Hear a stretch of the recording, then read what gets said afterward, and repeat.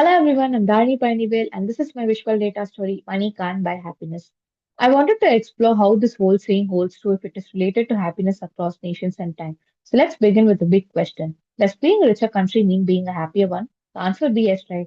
More money, more comfort. But the data tells a different story. Let's see how. So here we have the global happiness map of 2019 and you could see greener means more happy nations while the red means less. Now, looking at the top 10 happiest countries in 2019, we could see that the Finland leads while US and India are shown as reference lines. Going back to Finland with the highest happiness score of 1.81 has moderate GDP, the US on the other hand had moderate happiness with high income, and India with a growing economy has the least happiness score. So the answer is no. Being a richer nation doesn't make it happier. Happiness depends on what money can't buy. A year later, the pandemic struck and everything around us felt uncertain, and I wondered how did happiness change during the crisis? Obviously, it should have dropped, right? Let's see. Actually, India improved a bit while United States took a slight dip and Finland still leads. So let's see. Surprisingly, there was no collapse. In fact, there was an increase of plus 0.06, showing resilience. And I also found out more than half the countries grew happier and only a third declined. This showed that the world didn't fall apart, it got adapted. To understand this better, I'm just considering these three nations for now. So, if happiness rose during a global crisis, maybe wealth isn't the full story. When I dig deeper into this thought, I found out these three factors stood out: social support, health, resilience, and trust. Let's see how these three factors help shape happiness. Now we're looking at where the countries sit on average, considering the factors. So Finland leads with the US relied on wealth and India lagged with lower resilience. Now let's start with social support. So social support is the strength from people around family, friends, and community. Here we have a correlation map. So how closely is social support related with happiness? So we found out that the social support is highly positively correlated with 0.77, which is almost very close to GDP, which is 0.78. Then we draw a lowest curve of zero point 0.5 to understand where the countries stand. And I found out the Finland with stronger social support reported high happiness compared to the rest of the countries.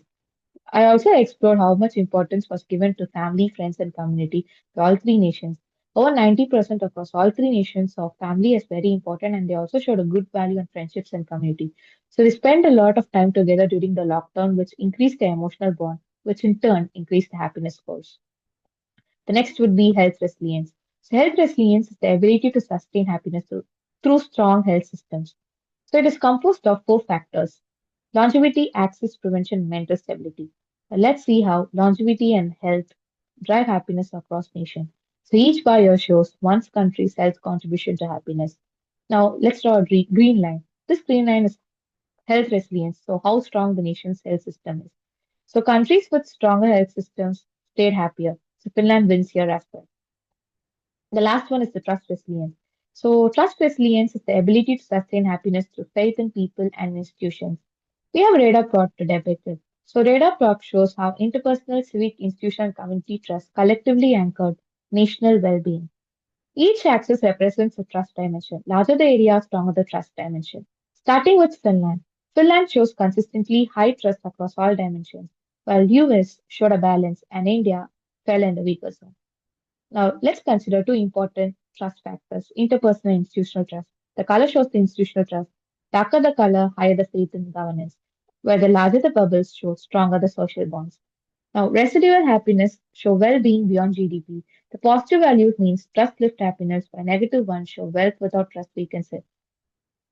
We understand that the Finland had the highest trust value, which increased its happiness scores, and US with its moderate trust limited its happiness growth, and India fell in the weaker zone again here as well.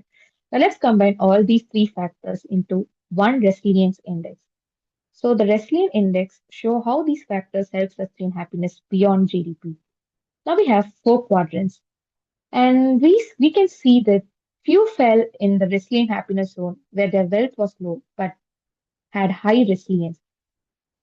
And then again, Finland stood out with high resilience. US on the other hand proved that high wealth alone doesn't secure happiness and lagged behind Finland.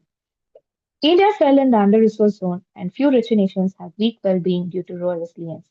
So from this, we conclude and we understand from 2020 that wealth alone does not equal to happiness. So happiness was built on trust, health, and human connection, which drove resilience. values that no economic can buy and no prices could break. Thank you.